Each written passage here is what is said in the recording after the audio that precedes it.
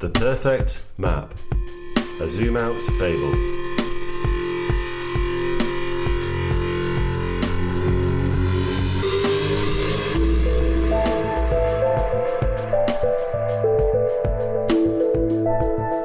Once upon a time, there was a king who lived in a beautiful palace filled with treasures. In his early years, he would run around his palace, his heart filled with joy and delight at his surroundings.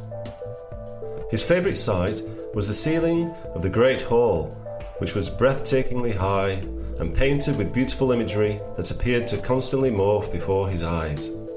And at night, the ceiling revealed it was encrusted with magnificent shimmering jewels and faintly glowing patches of gold and silver leaf. But over time, the king started to take his palace for granted. He would stride through the great hall and no longer notice its magnificence. One day, he summoned his chief courtier for counsel. The king had decided he wanted to go forth and explore his wider kingdom. The courtier agreed. A king should survey his kingdom and the gifts that it bestows, my lord. The king replied, I shall prepare to go out at once. Bring me the map of my kingdom, the whole of my kingdom. No such map exists, my lord, the courtier sheepishly replied. Then make me this map at once. The map must be perfect in every detail. Nothing should be omitted, and it should be completely accurate, insisted the king. But my lord, yes, your royal highness. The courtier thought better of resisting the king's demand. The king's finest cartographers toiled for months, much to the impatience of their ruler. The kingdom was surveyed with meticulous precision. The most precious parchment and pigments were used for its construction. Finally, the map was ready and rolled out before the king on his dining table as he ate. Such was his eager anticipation. The king was most pleased and didn't finish his meal. He was so keen to break free of the confines of his palace and reap the rewards of his wider kingdom. At first, the king was thrilled to be setting out. The sense of freedom, the new sights and sounds, the fresh smells and sensations.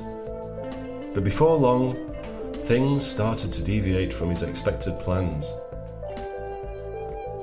As he entered a grand forest, he saw that the trees were much more densely populated than depicted on his map. This made for a much tougher passage. Who put all of these extra trees here to thwart my advances? The king deplored. No one was around to hear him, and the trees did not respond. The king very soon gave up and backtracked out of the majestic trees. At one point on his journey, a short distance off to his left, rose an impressive waterfall, and at that very instant, the sun's rays spawned a stunning rainbow in the engulfing mist. On the map, the river was depicted, but the cascade was not evident. The king therefore passed by oblivious, never glancing in its direction. Another time, he came across a river that was much wider than the one on his map. And to add insult to injury, the river was flowing in the complete opposite direction. Why does this water flow in the opposite direction to my travel? The exasperated king retorted. The water did not respond. Each day, something about the world would differ from the map and exasperate the king. What has gone wrong with this world? The king demanded. How can I be expected to enjoy life and fulfill my dreams? He often came across fellow travellers.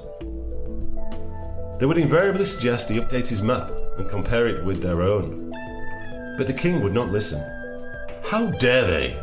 Did they not realise he had the one true map, perfect in every way? Once, the king got completely lost. He became desperate. His precious map was held closely and firmly. Meanwhile, the world, it seemed, was out to thwart the king's desires.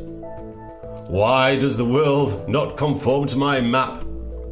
He grew increasingly disillusioned with his kingdom.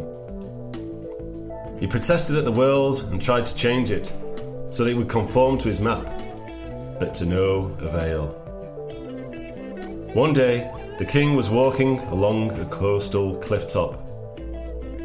With an overwhelming sense of frustration and disillusionment, he stopped in his tracks, and at the top of his voice declared, "What a dreadful and treacherous kingdom I inhabit!